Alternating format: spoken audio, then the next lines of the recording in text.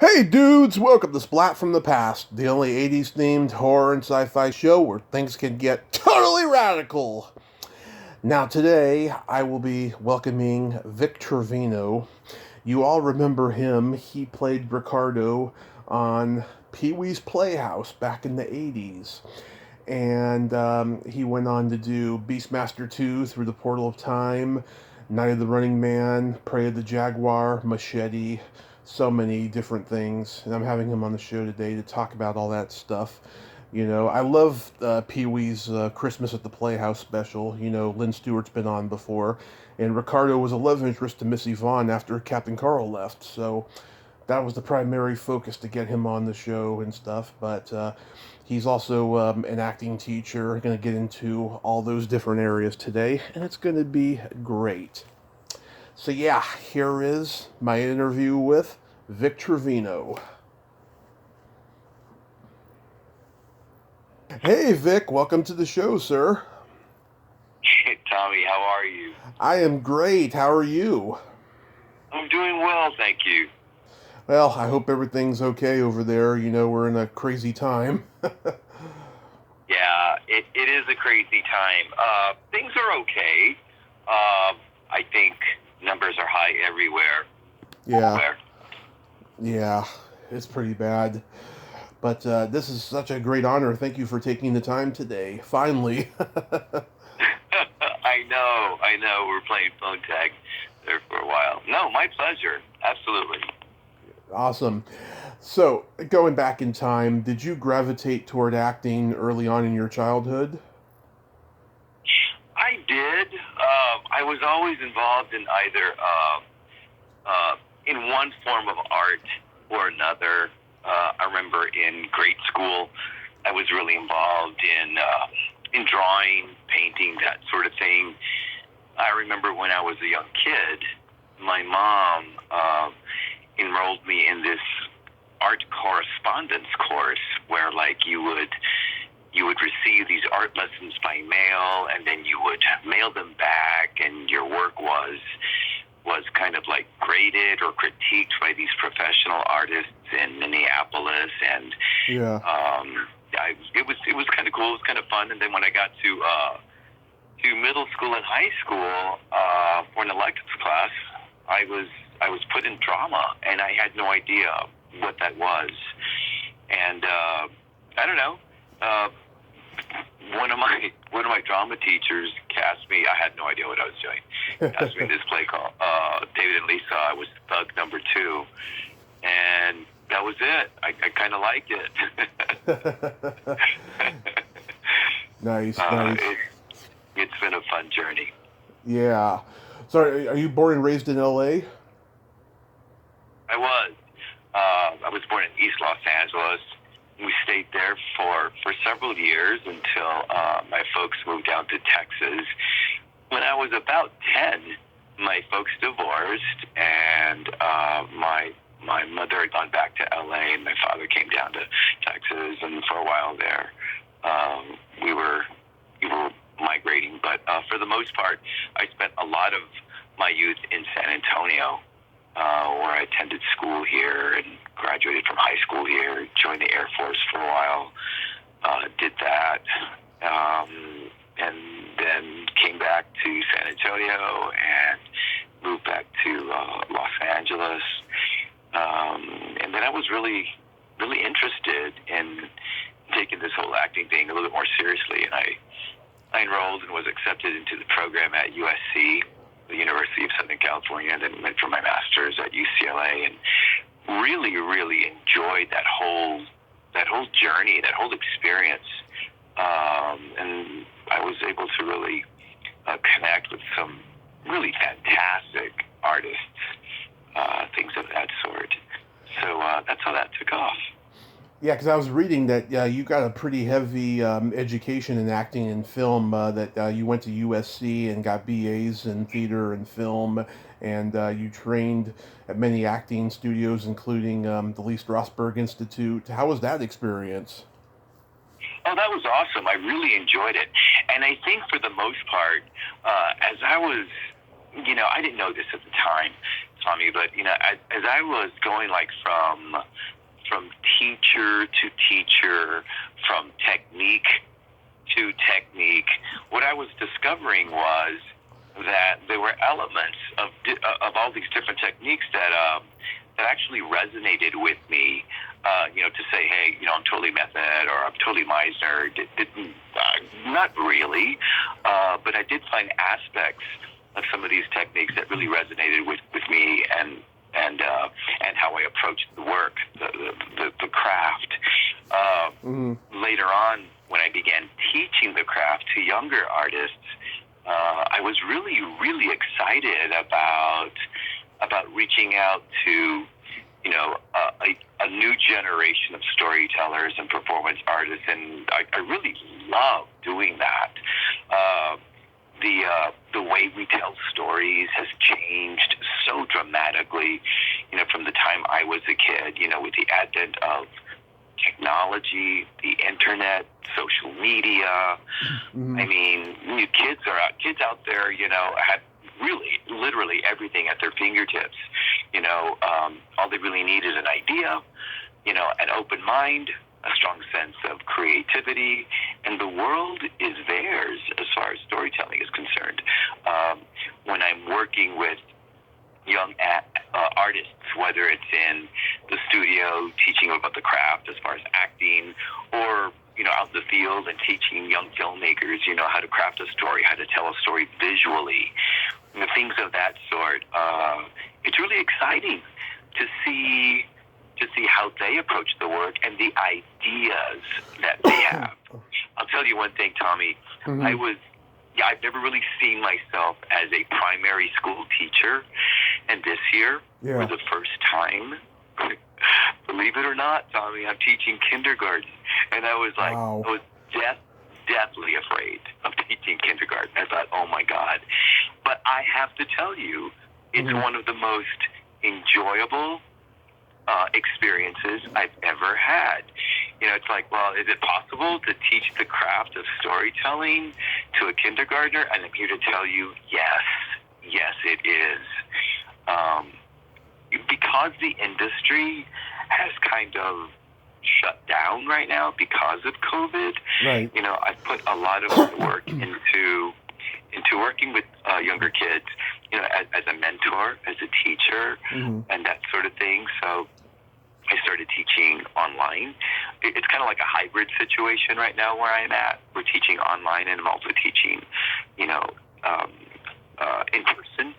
And it's just remarkable how this platform, teaching online, can be so powerful for a child who just needs a little push, a little guidance, a little direction in terms of how a picture or a scribble or a painting can be turned into this fantastic story that lives inside of them.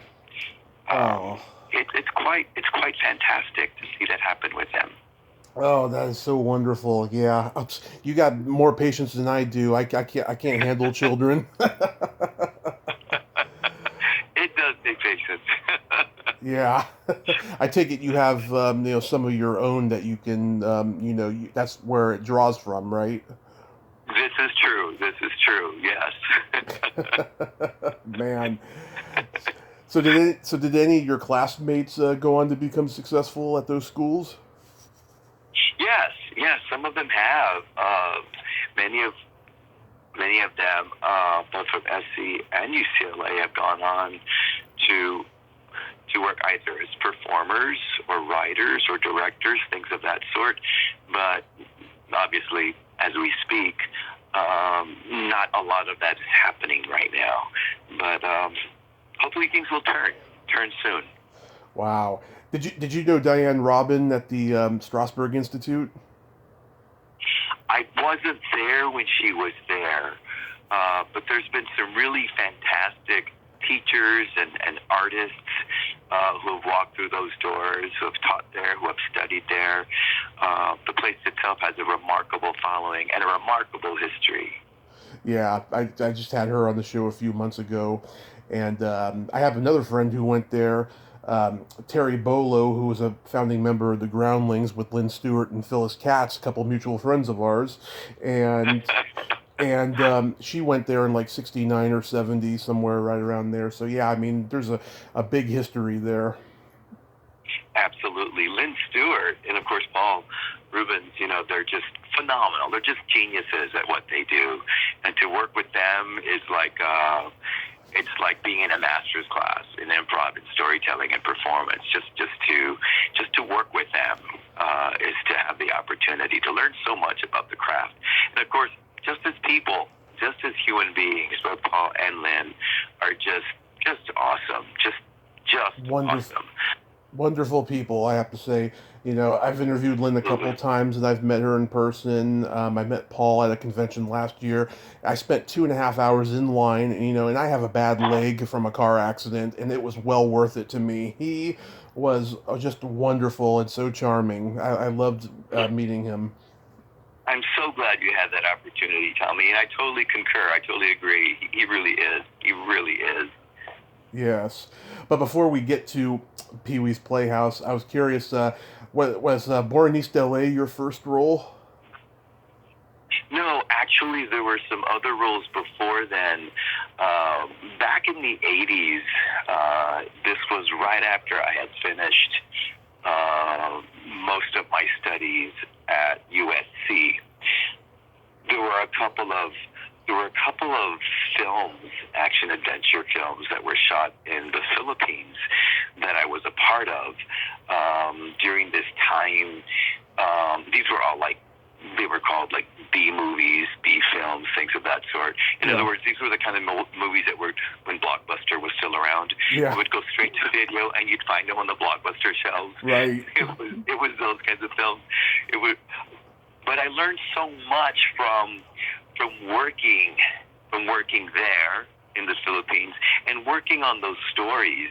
We had up-and-coming actors and writers who were given the opportunity to work in a professional film, practice their craft, and also to work in conditions that we're not accustomed to in LA.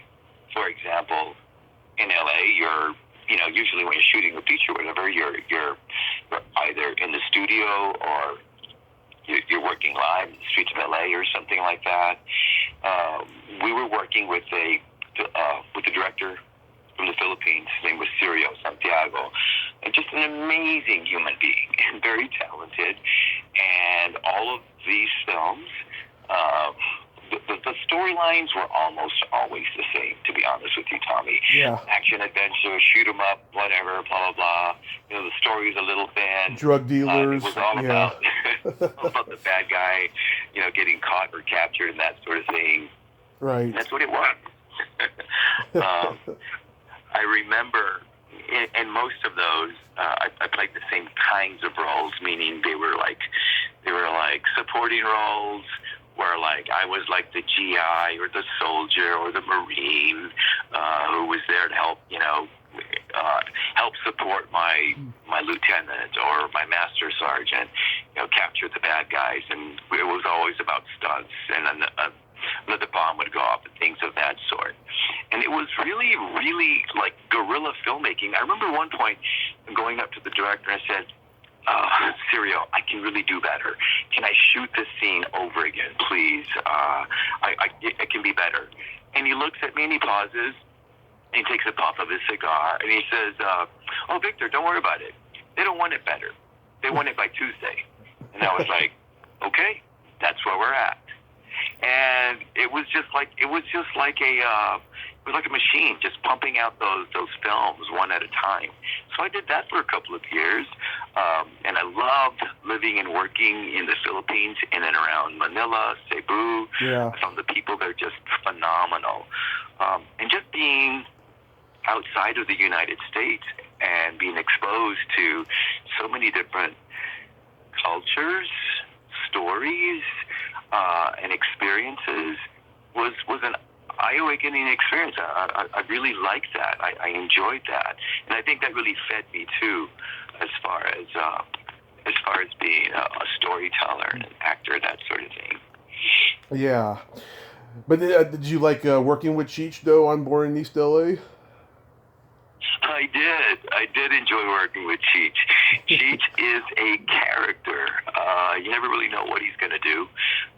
He has a wacky sense of humor. Yeah.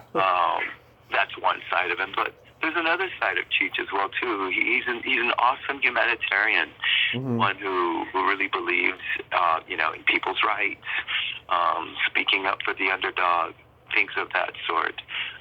It was a really cool experience working with him.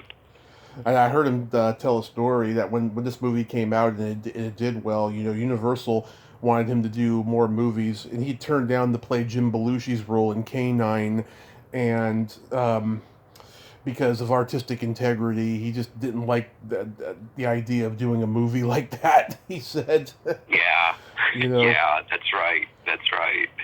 Yeah, I thought that was pretty funny. You did. Yeah, that sounds like Cheech. You did an episode of the short-lived David Goldberg series Day by Day. Yeah, I did do that. I think that only ran for a couple of seasons. That was fun. That was like it was a short-lived sitcom in which it played a young father at the time. To be honest with you, I don't remember all the specifics of who was on that at the time. It was so long ago. Julia Louis-Dreyfus before Seinfeld. Yes, that's right. That's right. Yeah. Yeah. Yeah, she's so talented. She really is. Yeah, and Thora Birch, this is like probably her first series that she was on. She was probably only like 5 or 6 or something. Yeah. So how does Pee-wee's Playhouse come to you? Well, I remember I had just finished up work and a project at USC when I got a call saying that there was an audition for this kids show, Pee-wee's Playhouse. I had heard of it. I hadn't really seen it at the time. My younger brother used to watch Pee-wee's Playhouse on Saturday mornings, and I was still living in LA. And Saturday mornings, I was always out of the house early morning. I was either at Venice, Venice Beach, Redondo, and I was always running. I was either running, biking, or cycling early morning, and that was my life, and it still kind of is.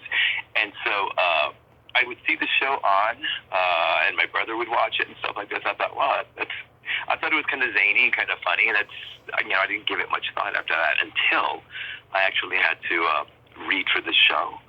And I did, long story short, ended up getting cast as Ricardo and meeting Paul and Lynn at the last couple of callbacks. And that was it was so amazing to actually meet them and talk to them as people. And I loved how they made me feel at home, just kind of, they made me feel comfortable. I was allowed to be who I was. When I actually started working in the show, and mind you, I was in this master's program, classical theater, Master of Fine Arts, and, theater, classical theater, et cetera, et cetera. And I remember very clearly one of the first reads that I did for the show, and Paul paused, and he says, "So, Vic," he goes, "Yeah, that's fine." He goes, "I need you to forget everything you learned about classical training. You cannot be too big for this. Just be big." And with that redirection, I kind of I felt like I was able to unleash myself from what I thought I had to be, and from that point forward, it was just all fun. It was just all fun. And it felt great. Yeah, and I'm sure they told you in the first season when they were shooting the show in New York, they had a different Latino character named Tito. That's right, Tito. He was a lifeguard. Yeah, he took Pee-wee swimming, and Pee-wee was swimming in his clothes. Yeah. Roland he was a good actor, Tito. He was a good actor, yeah. I remember that. Yeah. and Missy Vaughn, she needed a love interest after Phil Hartman wasn't going to be Captain Carl anymore. So Ricardo was a perfect, romantic foible for her. You know.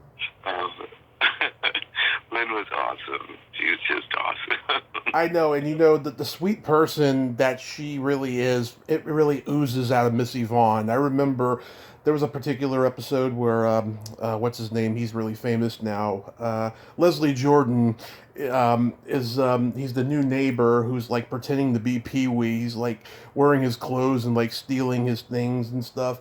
And like Missy Vaughn tells him that he doesn't have to lie and all he has to do is be himself. She just oozes so much empathy in that moment there. I just like I really like tear up because I just know what a wonderful person Lynn is, you know? She really is, Tommy. She really is. Yeah. Yeah, I just love it.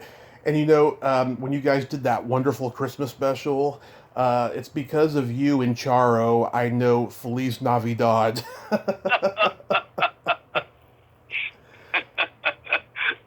We were just looking at that yesterday. Really? What was it on TV, or did you just put on a DVD? No, we were watching it at a friend's house, and we were just laughing. Yeah, police, Navi, blah blah blah. Yeah, were you laughing at your hair and stuff? Oh my God, yes. Oh my God, yes. That hair. And as I go through the series, like from when I first joined towards the end, it was like, oh my God, the changing hairstyles of Ricardo. And those shorts. Could those shorts be any shorter? Yeah. And also, too, my dad's a major 49ers fan, and he jokingly used to say, release Ronnie Lott instead of Feliz Navidad. Yeah, exactly. Yeah. Exactly. You had a role in Beastmaster 2 Through the Portal of Time. How was that? Oh, that was fun. Yes, with Mr. Carradine. I remember that well. That was fun. Again, it was one of those that was shot in the Philippines, and it was like, no, I'm sorry. No, not that. That was shot in L.A. Sorry. Yeah. There was a similar film that was shot in the Philippines. No, that was actually lots of fun. Working with Mark Singer. Yeah, Mark Singer, very talented guy. Absolutely. Did I know Don Coscarelli didn't direct it, but was he on set? He was. Nice guy. Mm-hmm. I've met him. Totally nice. I've met him a couple times, and he was supposed to do the podcast last year, and for whatever reason he didn't, but he's a very, very nice guy, and he's always got his Phantasm ball at his table, and he like takes pictures with fans holding it and stuff. He's really cool that way. He really is. Yeah, there's some really cool people in this industry. There really is. Not everyone is, Mm-hmm. Yeah, there is. Night of the Running Man. Night of the Running Man. Yeah. Yes. That was with... Andrew McCarthy. That's right, Andrew McCarthy. That was shot in downtown Los Angeles. Oh, my goodness. Yeah, talk about memories. That was way back. Yeah. Scott Glenn. Right. Very talented guy. Do you remember anything about the director, Mark Lester?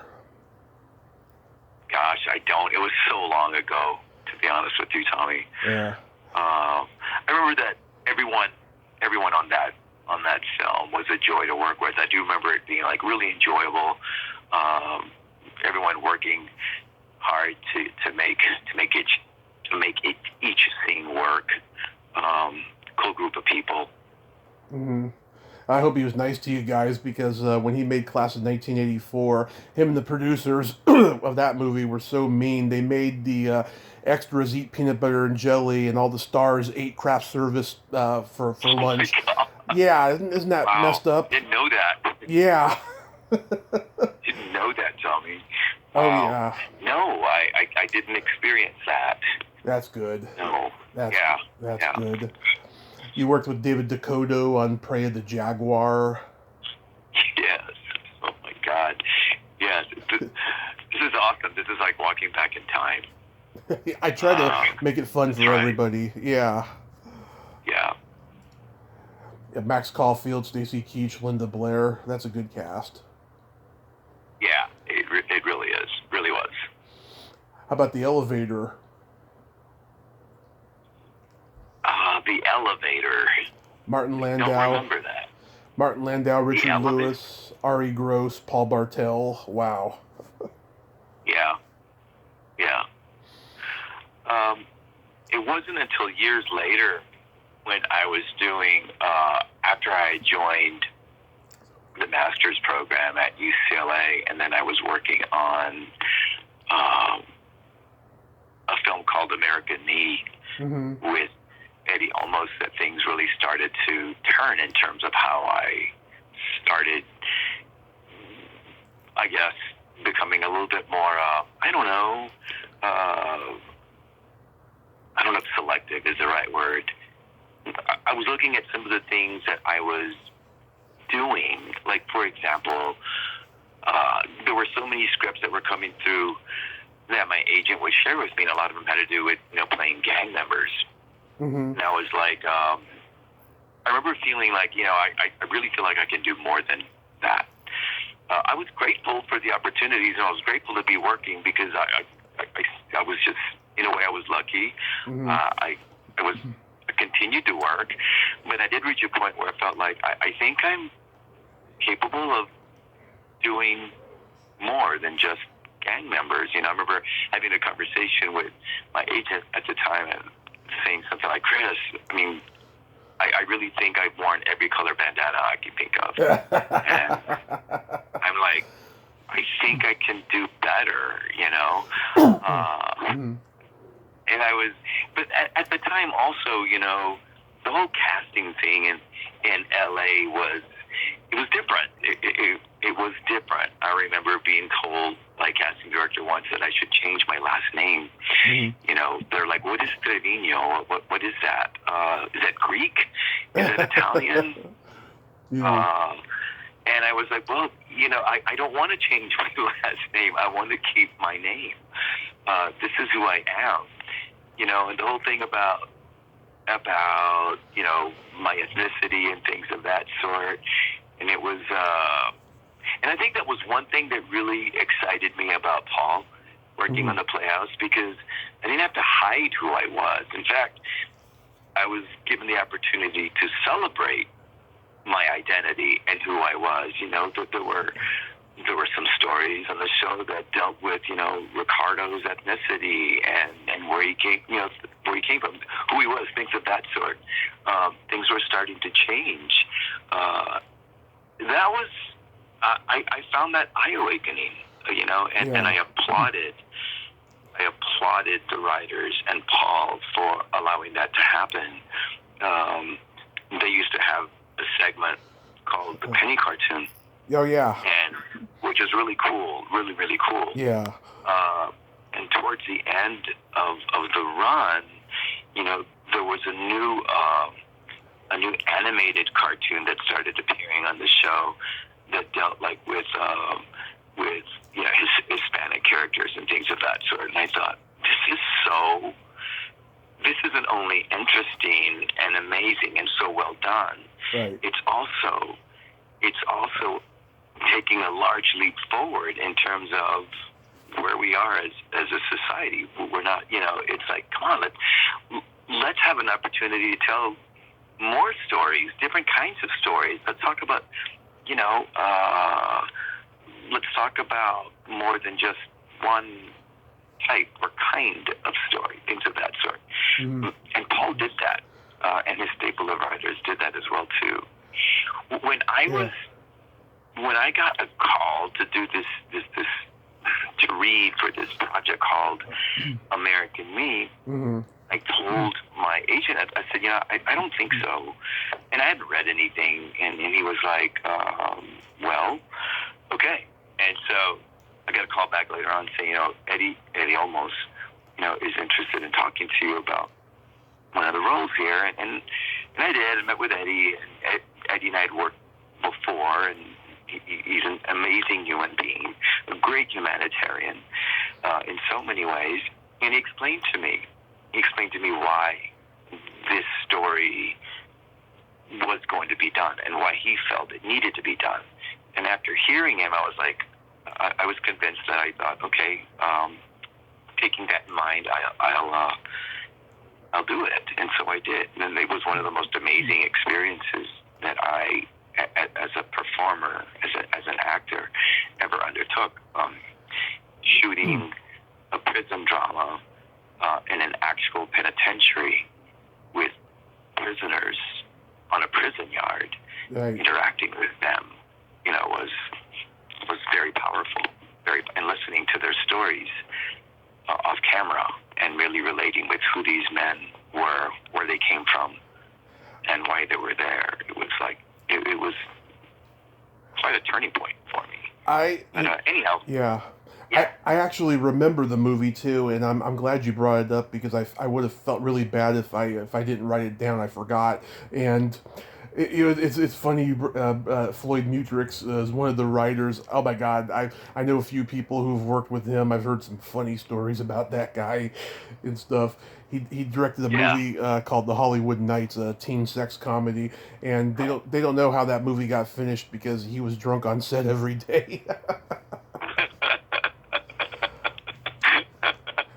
But Edward James Olmos, yeah, I mean that guy is just amazing. It's amazing how he went from being a familiar face to getting a little bit of recognition on Miami Vice to doing Stand and Deliver, which got him an Oscar nomination, to doing these great leads and and producing and directing and writing, and just becoming one of the top prominent Latino actors in Hollywood. I mean, that's just something to be applauded. Yeah, I mean, Absolutely. do you still talk to him? I totally agree with you, Tommy. Yeah. I agree with you. He's not just a gifted performer, but he's such an amazing human being, a wonderful humanitarian that really seeks to assist, help, and nurture those who are underserved in so many ways.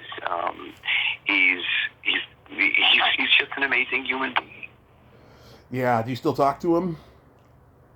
Oh, yeah, when I see him, I mean, he's always working, but he's, when I do see him, and I haven't seen him in a couple of years since I've been back in Los Angeles, but when I do, we still talk, I hope that maybe when all of this is over, I have an opportunity to reconnect with LA, and with some of the people that I work with there. He would be one of them. Yeah. So from then on, did you see a natural progression in which the way Latino actors were treated and what they played? Well, back in the 80s and 90s, Tommy, there was this organization in Hollywood called Nosotros. It was founded by Ricardo Montalban. Yeah.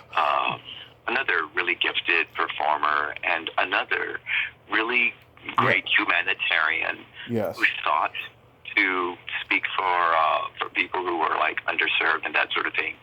Now, back in his day, he was a Mexican actor doing Mexican films, segued into Hollywood and did a plethora of films and also TV specials. And of course he played the lead in Fantasy Island, that sort of thing. But he went on to create this organization which sought to create like a sense of equality for actors of color, and it was around for many years, and it made some progress. That there were some people who I thought were a little, I don't know, who sought to become a part of it and voice their concerns. I think it's still ongoing. I'm not really sure. Yeah. That I think that caused some changes, within the casting community. But I don't think it was think it was until much later when, with the advent of casting directors of color and directors of color and things of that sort, producers of color, when we started seeing more minority actors and performers like in leading roles and things of that sort. I mean, I played all kinds of, let's just say they were colorful characters back in the 80s. But let me tell you, I gave it my all. If I had to play that character, it was going to be to give it my all. And I did. Yeah, and a lot of those characters, too, they had job descriptions. They didn't have actual names, too. This is true. That's right. Exactly. Yeah, going back to what you said before about the Penny cartoon, I always thought that Penny should have had her own spin-off. Oh my God, yes. Wouldn't that have been a wonderful idea? Yeah. I love the Penny cartoon. Like a 30-minute cartoon, and CBS could have played it right after Pee-wee, It would have been perfect. Absolutely. Oh, and don't forget the Dinosaur Family. I mean, they did a spin-off too. Well, they kind of did have one on ABC. It was called Dinosaurs. Right. It's not the same ones, but, it's the same idea. Do you have a story about... memories. Yeah. Do you have a story about working on Machete? Oh my goodness, that was awesome! What an awesome experience! I love. Oh my goodness. So, all right, imagine this. I got a call to do this film, and it's a very small role. In fact, if you blink, you're going to miss me. Right? I'm playing one of the Mexican officers, Yeah. And so I'm sitting in the car there, and do you know who's sitting next to me? Robert De Niro?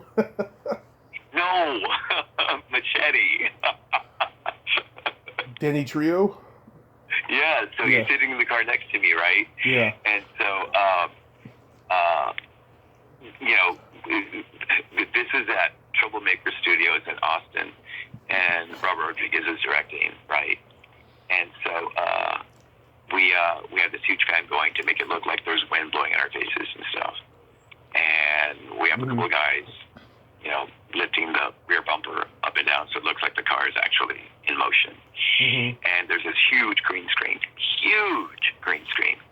And so Robert's telling me how what we see, we see a whole group of Mexican soldiers, aiming their rifles at us. And so I think I have one simple line, we don't have to do this, you're crazy, or something like that. It's all in Spanish. Yeah. And in a brief second, they're shooting at me. I'm supposed to imagine what I'm seeing, and then I get shot and I die. And so several takes later, I'm still doing this, right? Right. And he's like, oh, so, I try it with the guy with my eyes open, with my eyes closed, slumping forward. It was but it was funny, and it was fun, and it was so enjoyable working, not only with Robert Rodriguez, because he's an amazing storyteller, but also with Danny Trejo, who's just super, super awesome. Yeah. Did you meet Quentin Tarantino? No, I did not. Because I think he was one of the producers. Yeah. Full group of people. Yeah. So how long have you been back in Texas for? I've been here for a couple of years. My father had been sick for a while. Mm-hmm. They came down there to just kind of help him out and stuff. I was prepping to return to LA to kind of continue with work there when COVID happened, and that sort of just set the gears in motion so that everything was just kind of stopped and put at a standstill for a bit as far as the industry was concerned. And it's all about now let's just wait and see what happens. Yeah. And that sort of thing. So, but in the meantime, I'm still teaching and I'm writing. I'm working on a short web series and I'm putting some stuff together. I'm working with a partner. I just finished a film that we shot here in South Texas called The Good Wolf, and I'm really excited about that. It's a wonderful story.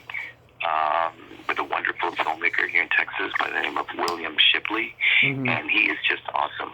Wonderful storyteller, visual storyteller. Nice.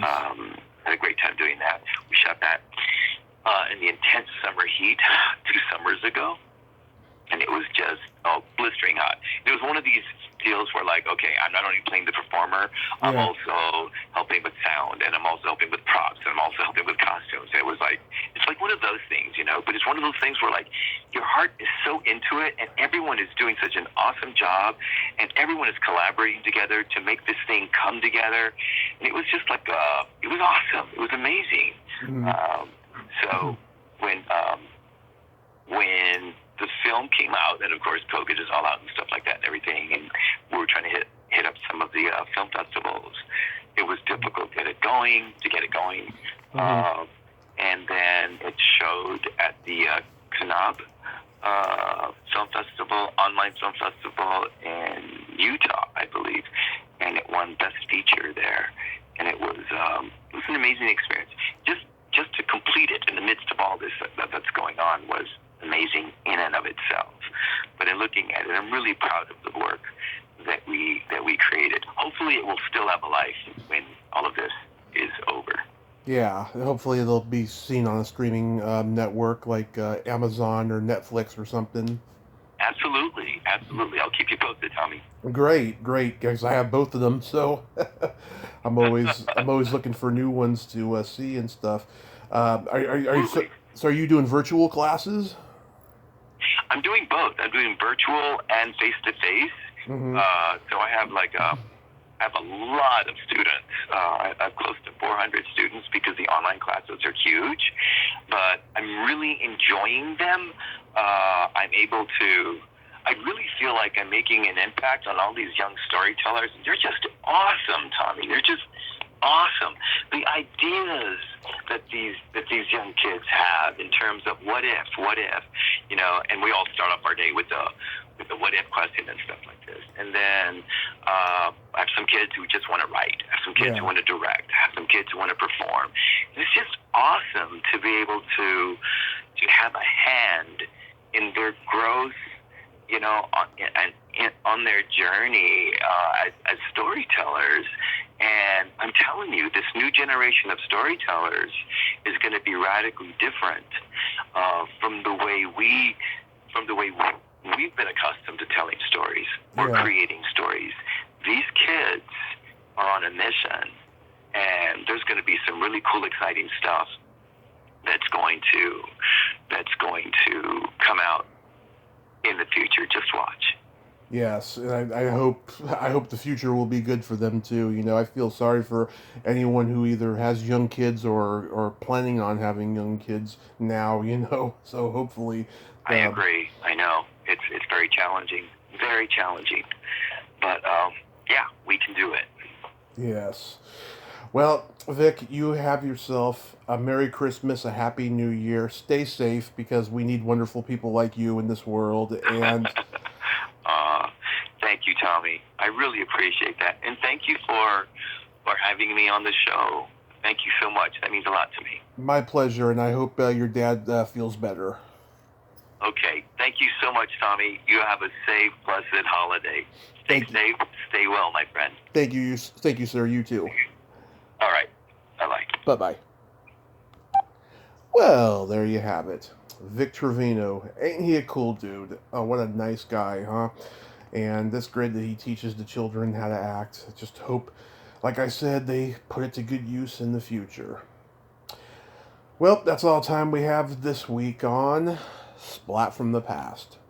Until next time, this is Tommy Throwback Kovac saying, there's no shame in living in the past, because the present sucks. Later, dudes.